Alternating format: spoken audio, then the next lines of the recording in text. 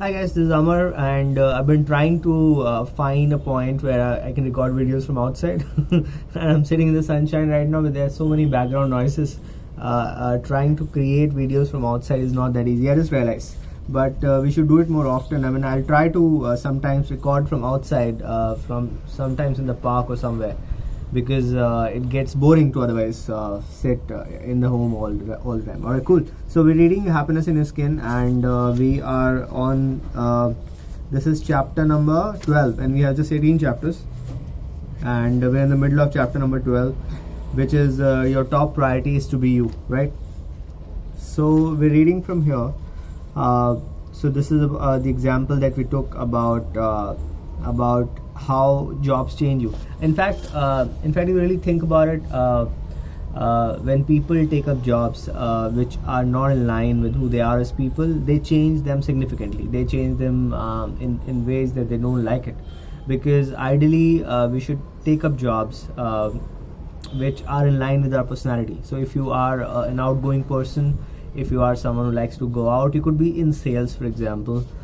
If you're creative, you could be in marketing. If you're quiet, if you like numbers, if you like Excel, you could be in finance. So it depends on the kind of personality you have, and ideally we should do jobs which are in line with our personality, because that ways they're not that pain. In fact they could be fun, right? So we should try and find jobs which are in line with our personality, and that's something that most of us don't really try to do in our lives, and that's what makes jobs quite difficult. Alright, cool. So let's read this paragraph again. However, when you took up a job, it turned out to be a desk job, right? And which required you to do a lot of analysis while sitting at the desk. While you were an outgoing person in college, it didn't ask of you to make connections or use people's skills. Suddenly you realize that you've become quieter. You meet your college friends after a while, and they wonder what has gone wrong with you, and you justify that adult life makes you quieter. It's not the adult life making you quieter, it's the mismatch between who you are and who you're trying to become, right? The pressure to turn you into someone else also comes from relationships. Relationships are difficult, and especially once you spend long periods of time with one person. You're expected to change your schedules to match their schedules, your behaviors, habits, etc. If this continues to happen for a long period of time without check, it starts to affect your mood. What affects your mood over a consistent period of time affects your core. Now this is an important concept, and I think we should really think about it. There's something called what I would call a core personality, something that is your core, and your core are the things that you would not compromise on. I've said this over and over, that there's certain things about ourselves that we are willing to change, and there's certain things about ourselves that we're not willing to change.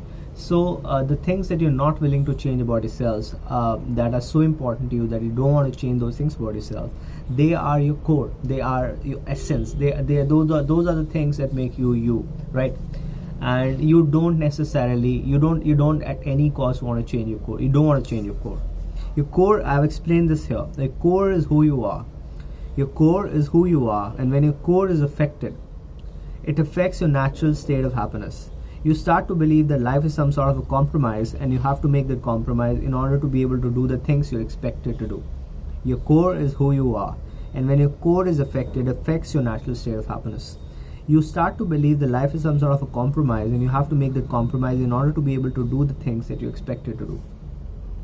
The pressure to do certain things in life may not just come from society, it may be your internal pressure also.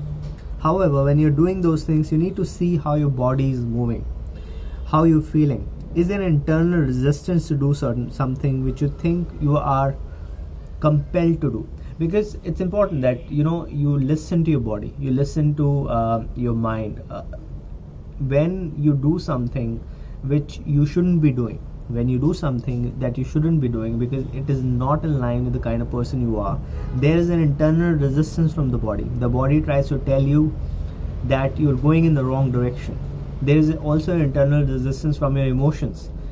They try and tell you that you're going in the wrong direction. So it's very important that all the time we're listening to how our body and how our mind feels. If you feel a massive amount of internal resistance to do something that you're compelled to do, don't do it. There is a there's a thought that I have believed in for about a decade now, and I think it makes a lot of sense. So that thought says that when in doubt, don't. When in doubt, don't. If you're in doubt about something and it doesn't feel right, there's another thought which is in line with a similar thought, and that says something feels too good to be true. If something feels too good to be true, it is too good to be true. So it's more, in most cases it's a lie. In case it feels too good to be true, in quite likelihood it is going to be a lie. So you have to be really cautious about things and people that feel too good to be true. So because when something feels too good to be true, it is most likely going to be a lie or a fraud. So don't believe in it, right? Don't do things which are not core to your being. Don't do things which are not core to your being. Do things which are core to your being. Do only things that are core to your being. It takes a deep sense of understanding of your own self to realize who you are at your core. Now, this is where self-awareness comes in. I think I'm actually writing a piece right now on meaning, and you cannot find meaning in life without a sufficient level of self-awareness. Self-awareness is how much you understand yourself, how much you understand what drives you, how much you understand what makes you happy, how much you understand what makes you painful. Self-awareness is that. I mean, in case you don't have your self-awareness, you would not be able to, because this chapter is called your top priority in life is to be you. But if you don't understand what makes you you, this chapter is pointless. I mean, the first step that we need to make in life is to understand what makes us us, what makes us who we are, right? So it takes a deep understanding of your own self to realize who you are at your core. You need to look at your life and see patterns of behavior which have been consistent over the years. If there have been consistent behaviors which you've done naturally and have enjoyed doing them, felt good about doing them, they are intrinsic to your core. You need to preserve who you are. You need to preserve who you are. The world, the family, the society will make every attempt to change you according to their definitions how you should behave. That's the problem with the world, because it's trying to make everybody part of their own systems and own conformity. That's why most people conform to the rest of the world. Most people do things which most people do. They don't have internal reasons to do things. They do things because everybody does it. Everybody is doing this, so we should do this. Everybody is doing that, so we should do that. You need to have internal compass. An internal compass would help you drive yourself only when you have understanding of yourself. The world, as the family, the society will make every attempt to change you according to the definitions of how you should behave. Their reasons may not be malicious. But the end result is disturbance in your core. Be yourself. Be who you are in every way. One of the fundamental reasons a lot of people are not happy is because they are not being true to their core. It's simple as that.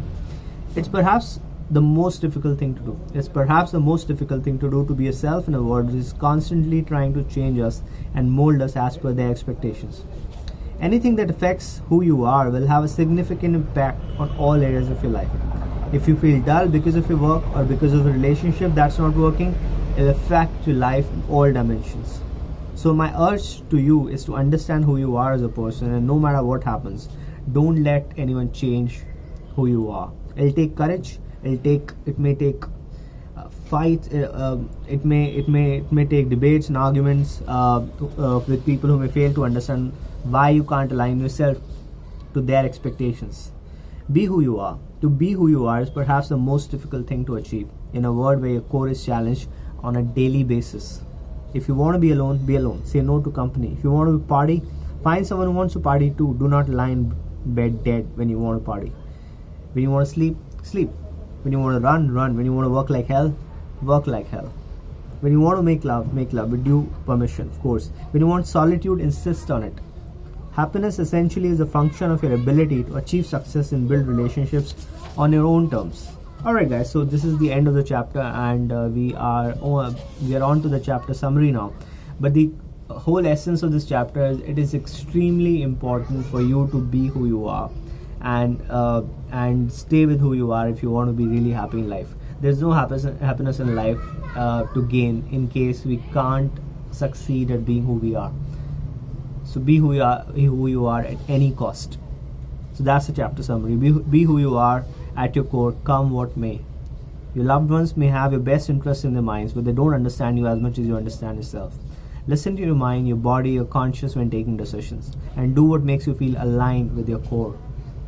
To be who you are on a daily basis is one of the greatest achievements in life and a source of happiness in your skin. Alright, so we are done with chapter number 12, and great. So we are left with only 13, 14, 15, 16, 17, 8, 6 chapters in this book. And wow, this is, I'm quite happy that this is a project that I started some time back, that I'll read all my books.